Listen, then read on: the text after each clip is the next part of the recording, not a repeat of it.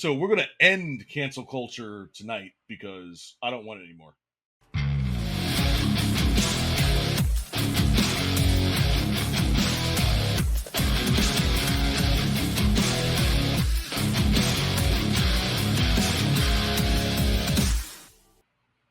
All right, so let's go on with Roma's rant. So I want to give some examples of things that have happened at least over the last like 7, 8 years. Um, First person I want to talk about is Kevin Hart. So if everybody remembers when he was at the Oscars and he got canceled over, I guess, something he said about his kid, like if his kid was playing with Barbie dolls, that he would like smash him over the head with the dollhouse. I don't know. It was it was actually pretty crazy, but but let's here. This should take you to memory lane. Let's see what they have to say. That stunning Oscar news overnight. Kevin Hart stepping down as host. This came just days after his name was announced, and of course, after a firestorm over past anti-gay tweets. ABC's Adrian Bankert is here with the latest on all of this. Good morning, Adrian. Good morning to you too, Cecilia. There was at first so much excitement over Kevin Hart hosting the Academy Awards. He even posted how this had been a career dream of his for a very long time. But then outrage after calls came to remove him as host, tweets from the comedian's past that many believed are no laughing matter. 2 days after landing his dream job, being named the host of the 2019 Academy Awards, Kevin Hart announced he won't be working the gig. In a tweet overnight, he said, "I made the choice to step down from hosting this year's Oscars. This is because I do not want to be a distraction on a night that should be celebrated by so many amazing, talented artists." The popular comedian, whose star has been rocketing, landing leading roles in blockbusters like Ride Along, Central Intelligence, and Jumanji. In or out of what? No time for questions. Has 66 million Instagram followers, more than the last 3 Oscar hosts combined. His record-breaking tour has him outselling rock bands like U2. We sold a football stadium out tonight, so I need to hear that. But this morning, Hart resigned as host after critics called out his past tweets and jokes featuring anti-gay slurs and expressing homophobic sentiments. If I can prevent my son from being gay, I will. In his first post to the backlash on Instagram, he says, "I'm in love with the man that I'm becoming." Guys, I'm almost 40 years old. If you don't believe that people... So I'm going to stop it right there. So, like, if everybody remembers, that tweet that he had made, or it was a couple of tweets or whatnot. I think it was 4 tweets that he made about his son, and about making him not gay. Yeah, exactly. And just that alone, got to be. I mean, and we're talking on a small scale. Now, some people might think that, oh well, it's about protecting people and their right to live. Listen, nobody's trying to do that. All right, everybody that's an adult, they can live their life, do whatever they want. I don't care, But as far as what's going on here, look at what's happening with Telegram, and how the CEO of Telegram is now have been indicted over in France over that kind of stuff. But his may be a little bit more serious, but something like this shouldn't be on the same scale. Like, it doesn't make any sense. So what's your Treebeard, at least from where you are, like, what's your thoughts on that? There's been a huge, the problem right now is, like, in Europe, there is still that whole reliance on mainstream media and what we call the common sense laws. So, for example, in Ireland for years, we were the only country in Europe where we had 0 political parties that were anti-immigration. Why? Because we assumed that we were open for legal immigration. It never occurred to any of us, myself included, that we would actively be okay with undocumented people coming on boats onto our shores, walking in, be given whatever they need, money or passports, and let in. We never allowed that, because who in their right mind would be okay with random people walking into their own homes without their knowledge or permission, just hanging around, doing what they wanted without check, and we don't know who they are. And in Ireland, we used to be proud of that fact, because again, in Ireland, it would be really hypocritical if we were the country that were anti-immigration, based on our own personal history. Now, in Europe, a lot of people hold on to that fact, but most people, people in my family as well, they haven't really comprehended just how bad it's gotten, or just how insane or how inept our government is. They just kind of want to hold on to hope that no, there must be a plan. They must know what they're doing. There's no way our government or politicians are actively destroying our country or the European Union for no reason other than actually I don't even know anymore. Communism? It's so insane. I'm kind of weird in a weird way. I'm glad I can't comprehend the insanity of the whole thing. Right. And Kate, you were trying to say something about that as well. It's just like we don't know who we're letting in. We can't vet these people. This is like stuff they even do in the military. We don't let people on our base without vetting. So like, why are we letting people in our country without vetting them? I saw something recently posted, like a town in Ohio. They've it was a 60,000 residential area, and 20,000 Haitians are now there, and dogs, cats, and ducks are going missing, and they're being eaten. I mean, people are not going to assimilate to the culture or to the country they're moving to. They don't. They don't want to. They don't need to. It's changing. Multiculturalism is ruining a lot of, I mean, cultures. Why can't France people like? Why can't it be France? Like it's. I think 30% of the natural born or native born people in France are from France. Like there's only 30% or something like that. I remember reading the stat. But I think the argument that they typically say for the United States is the fact that we were brought in multicultural. Like this was at the at the very beginning. We were doing most of the vetting. I know during World War II, we were letting in a lot of uh, Jews. They were coming over here because, I mean, there was a war going on.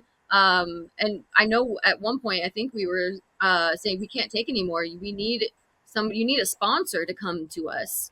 I don't know why we can't do something like that. Sponsor. We need a sponsor in order to come to America. I don't see what's wrong with that. I know we were built on the backs of, yeah. Sorry. No, you're good. You're good. Go ahead. One I wanted to ask was like, here's the thing though. If you actually look at the US, and this is very important, if you actually look at the spread of the US from like East Coast to West, see here's the thing. Yes, there were people were saying, "Oh, as an Irish person, a lot of your ancestors emigrated to America, and some were illegal and legal." It's like, yes, that's true. But look at what happened. Like the legal people, the ones who want to integrate to U.S. society, the ones who saw USA and like the Constitution and the freedom and all that, they moved to the U.S. and they went west. They were exploring lands. They were claiming land. They were on the frontiers. My ancestors who were illegal, who didn't care, who were just poor and thought, oh, I'll just go somewhere else and get a job somewhere, they all rooted on the eastern coast. That's why you have in Boston, you have a huge Irish community. But a lot of those communities did not integrate. There was organized crime. There was mafias. There was like there's a reason why so many people for a while said, no blacks, no Irish. Like Irish people were considered as no different than blacks for a long time in the US because a lot of my ancestors did not want to integrate. They were just kind of like, again, it's a shame. Like a few bad apples spoiled the bunch. That's just reality. Like I'm not going to deny that, and I'm not going to, it's an embarrassment to me, but it happened. Like there's no point denying it. So when I see this happening nowadays, yes, I am going to call it out because my ancestors did something like that. Like I'm not going to pretend otherwise. I'm like, oh, well, my ancestors did that shit, so I need to let these people do it to get out of the system. Like no. And also, name a country where their founder said, "Oh, we are going to build this nation. We're going to build all this stuff. We're going to build this infrastructure, so random immigrants can come in and benefit from our hard labor." No, no civilization, no empire has ever been built on that foundation. Every parent wants to benefit their children and their children only, and their children's children. They don't care about anyone else. I'm sorry, that's just the way of the world. Like my grandfather didn't work his way out of poverty, so I could then say, "Oh, I'm so sorry. I'm going to give you all my money to some random immigrant where his grandparents didn't bother doing the same thing." I'm sorry, that's not how the world works. That's not how people works. And with how much like people are taking, with how much welfare that people are just like getting on, and how much more of our taxes just keep going to these government organizations, it just feels like unfair. Like literally getting taxed like 50% of my income. Yeah, and I It's think we've we've gone like way off topic, I but know, sorry, no, but I it's got you. kind of on topic That's how we do it. for welfare. No, I no, I these got you. people I are got you. mostly gonna get on that. So No, yeah. I completely understand. I'll give you another person from across the pond. How about J.K. Rowling? Yeah, I You know, remember. you remember Okay, hold on, all hold of on. the. Don't lump me in with her, right? We do not claim her. Oh, No, I know. I do remember there was people were burning Harry Potter books. I no, remember. they literally were. Hmm. You know, and if That's you actually looked at kind of funny. yeah, if you look at the right at the beginning when Dave Chappelle was talking about it, and they were talking about how she's a turf or Yeah. some sort, Yeah. and you know TERF, right? yeah, TERF.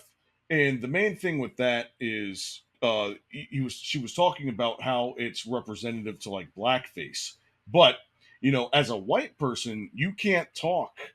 You can't be on that same level. Like there's a certain spectrum, a hierarchy of victimization that you have to be on. You know, you can't cross over the others. But but yeah, but that in particular kind of hit home because I actually had to think about it. I was like, well, I mean, is it? I mean, it's one thing to be, you know, like I was born with this. I can't get rid of this. I mean, maybe I can go Michael Jackson of some sort, but you know, Hey, he but was canceled too. I mean, I don't know if you want to talk about that, but because you brought up J.K. Rowling, but there was a time that yes, he was canceled as well, and he was getting canceled. He was getting accused of stuff. So yeah, we know. And again, Dave Chappelle even talked about that as well. You know, where it was like, I don't know if he did, but R. Kelly, he probably did. You know, so- but yeah, so you know it's also so fresh and so new um about the about being trans and being open about being trans. Like there is no, we don't have a lot of history on that yet. no, and like You know, how has it become such a huge progression within such a short period of time? It's a culture thing, and it's young kids wanting to fit in with the what's the new thing, and there I know a lot of kids are just probably feel lost. I mean, I was young in middle school and elementary school. Every girl feels awkward in their body, so it's mhm. Oh yeah, like what terrified me was like when I started learning about the trans community, like when they started promoting stuff, I was terrified because I looked at this like I looked at what happened. I remember thinking, if I was in primary school right now, or sorry, primary school, elementary school, Irish elementary school, sorry, if I went through that right now, I would be diagnosed as trans. I am not joking, because I was not masculine in any way, shape, or form as a child. I didn't like sports. I didn't fit in with the lads. I didn't do rough play. I preferred hanging out and talking to people. Like everything about me would have geared towards that. But then I went to a high school, and then I grew out of it, and I hit puberty. Oh, I just don't like sports. That was it. That was all it was. I was like, oh, that's just who I am, and I grew out of it. If I went through this right now, and the worst part is like my teachers could have said, "You're trans. You're actually a girl." Like I'm terrified to think of what would have happened from there, because chances are my mom would have gone along with it, because again, she would have thought, "Oh, well, his teacher said he's trans, and he's crying about it a lot, and this will help him make it feel better, and he'll fit in better." Like so much of this would have gone that way if I'd been born 10 years later. It's yeah. terrifying to me to think about how close I came to that. Yeah, if I grew up in today's like society, I grew up with a lot of brothers and I was tomboyish growing up. So just thinking about me growing up in today's society, I wonder how much of that would have been pushed on me. How that scares me for kids growing up now. Yeah, and again, all this stuff is relatively new. You know, the psychology of it, the you know, however, you know, where we're taking a deep dive now into this, but there were a couple of videos. I probably don't want to play it here, but You're gonna get canceled. where legislatures actually challenged it in their legislative bodies, and it ended up you know going viral bigger than anything else, just because there was some type of challenge. I feel like that's what's missing today, not just with this subject, but in a lot of different subjects, is that people are too afraid to be challenged about something, and too afraid to admit that they're wrong, take accountability for the things that they say when they're wrong. And that's what creates this polarization, because then you have resentment, then you have people that feel like you're not being genuine, and then it creates an entire spectrum of BS. So People are scared. They don't like being offended, and they think they have a right to cancel somebody because they're offended. right, but the big, go ahead, then I'll finish my point. There's a judge in England, I kid you not, he literally said in the court case, like, it was on state, like, you do not have the right to not be offended. Yeah. He literally had to say that to someone. Like, you have that right to not be offended. Yeah, I think that's something like Ricky Gervais or another comedian says. So. Yeah, exactly. No, completely understandable. But obviously, like today, we're not here to discuss like just the cancel culture. We're just going over like things that have happened in the last couple of years in the light of social media. Because so what social media has done is it's exacerbated basically everyone. So now everybody feels like, hey, I'm on social media, so I feel like my voice can be heard all across the globe. There are groups that you can get into and fit into, and like there's a lot of groups that are out there that I don't even know exist. Yeah, and that's how I found you guys. yeah, exactly. Just find your niche.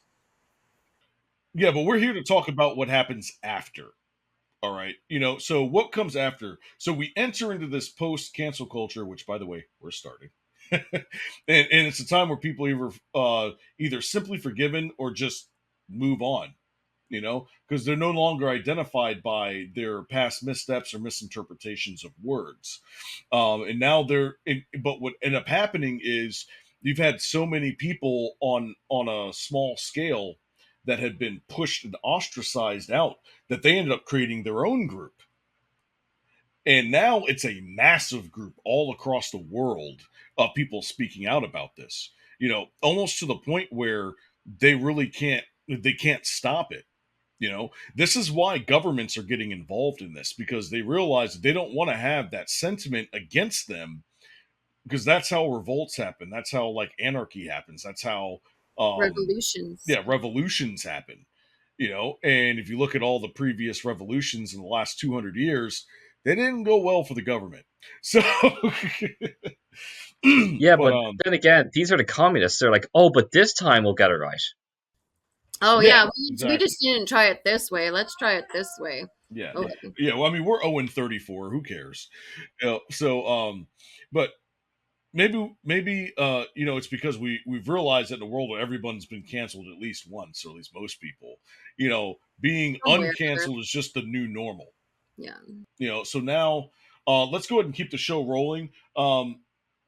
Let's talk about some prominent figures now, and that cancel culture, what cancel culture looks like on the highest levels. We talked about him earlier, Pavel Durov, and about his situation. So, geopolitical power play in the digital age. So a lot of this has to do with, there's not a lot of laws about, in the digital era, because you have to be careful that laws don't start hurting businesses online, by default, because they're being too stringent.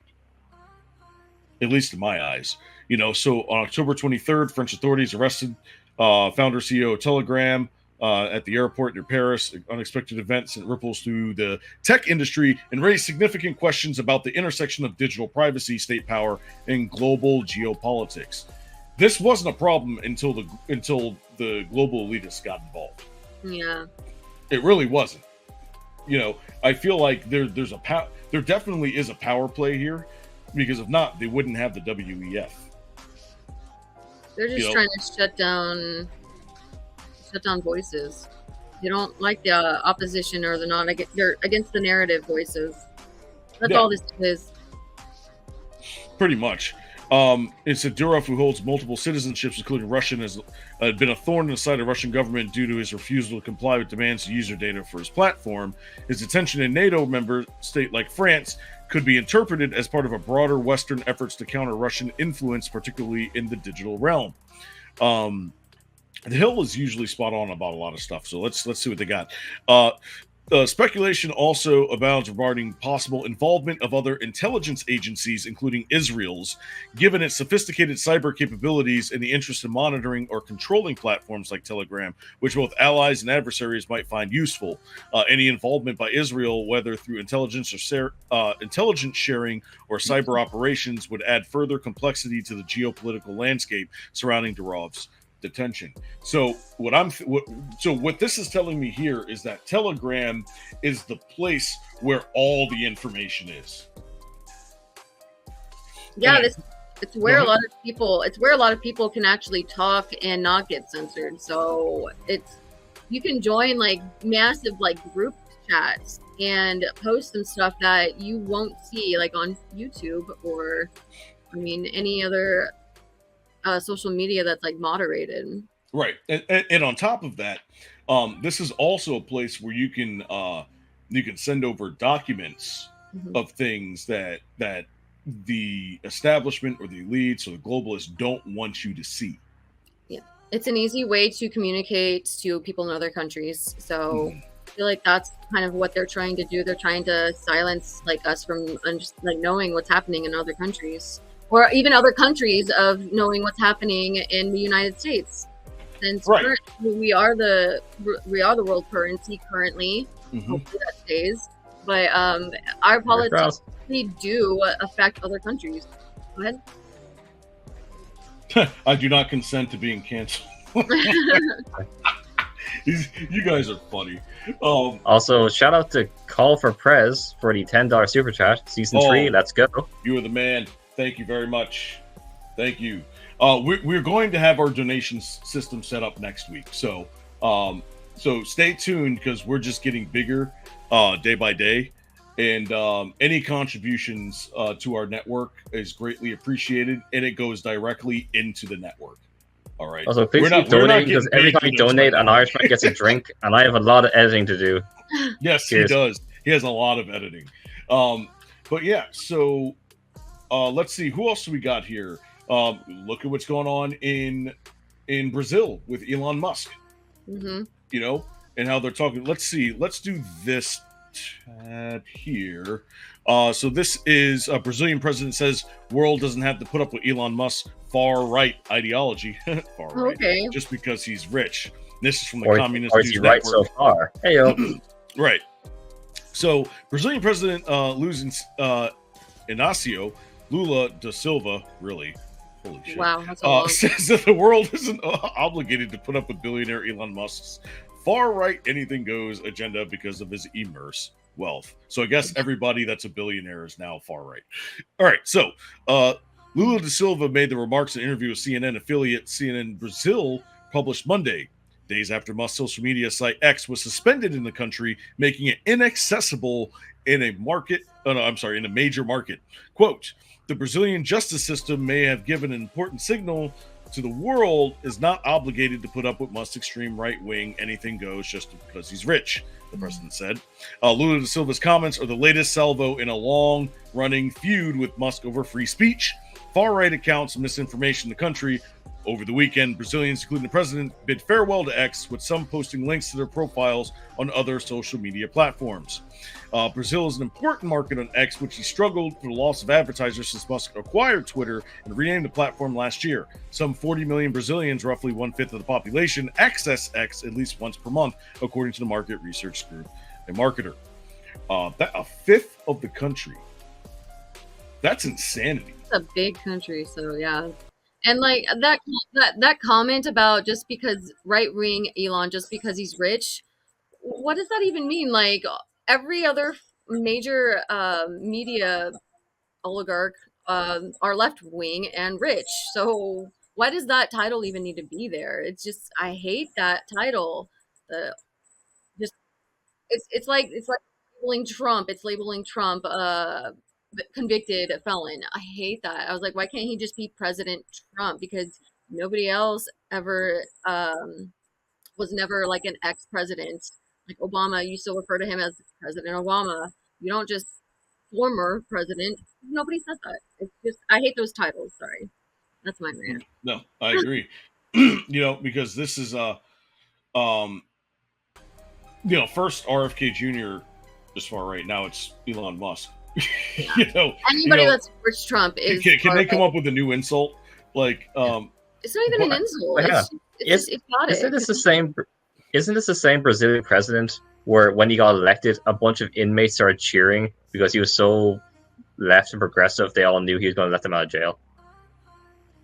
This is like how left wing this guy is. Like even the criminals wanted this guy in power because they knew he'd be a pushover. They would get out. I don't know. I don't know which one this. I'm not as familiar with the Brazil. But I mean, this all comes back to free speech. Why censor and let people decide for themselves for democracy. Mm-hmm. What happened in Argentina? Right? I love what happened in Argentina. Everybody was out there when he was getting inaugurated. It was crazy to watch that. But I saw a lot of stuff on X where people in the U.S. or all around the other countries were turning their VPNs onto Brazil just to throw off the government. I was like, that's awesome. That's hilarious. But we're gonna go on the opposite side because the Washington Post is actually kind of based on this particular subject because they're saying that in this free speech fight, Musk's ex has marked the right position. This is from the Washington Post. You mean the failing newspaper? Right. They had to let Please send us your clicks. Thousands of people. Exactly. When it comes to expression, Elon Musk tweets to talk the more hold on, I can't read.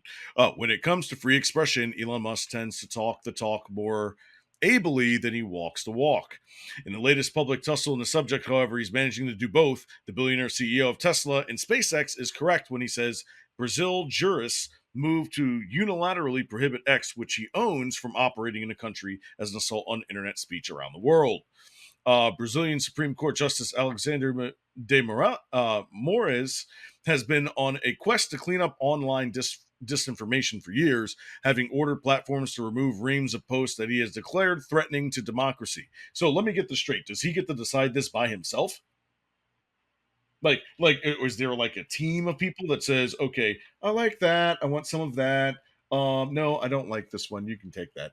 Take that away. Take that away. What you call a dictatorship. So, well, to quote Ian McDermott, I am the Senate. Yeah, right. That's funny. But you see what he did though is that Elon Musk was like, okay, bet, and then decided to seize all of his Starlink stuff. Awesome. I didn't hear that. I did not.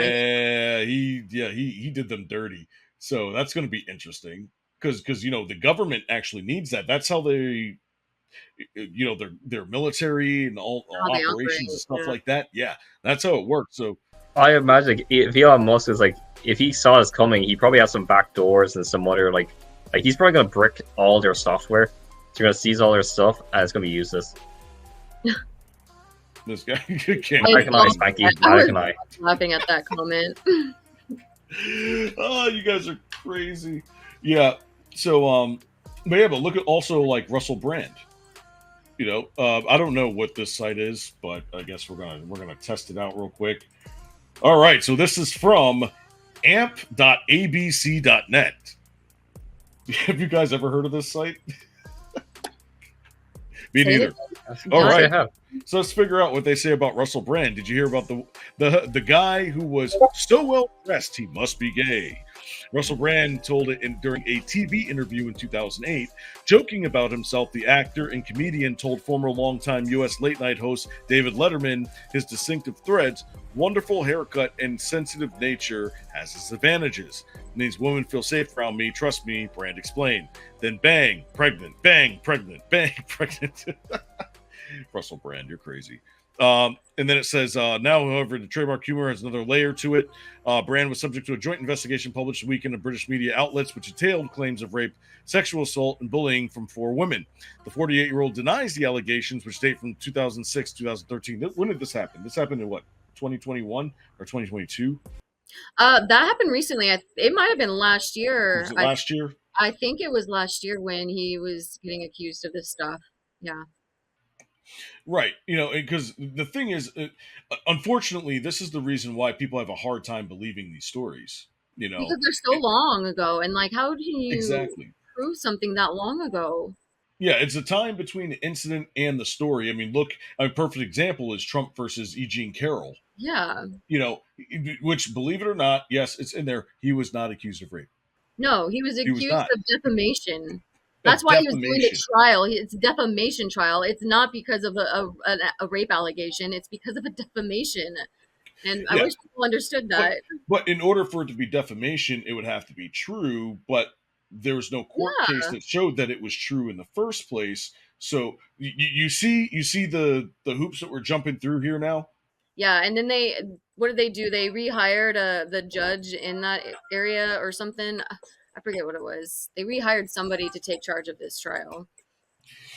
Exactly. And they leave that window of opportunity. They said anybody that, has an accusation from X amount of time ago, you have this amount of time to come back and claim it. They canceled or they changed the laws just to indict him or just to accuse him or take him to trial. So yesterday, he let it all out. He let it all, everything about the trial, everything about, like, he's going hard in the paint right now. I thought he couldn't do that because he's under a gag order. No, not under the E. Jean Carroll case. I thought that was the actual case that was getting postponed. That's why he's not getting sent to jail or whatever on the 13th. No, that's the New York case on his. There's too many. It's so ridiculous. Yeah, I know, right? It's just like, literally, trying to keep up with everything. Exactly.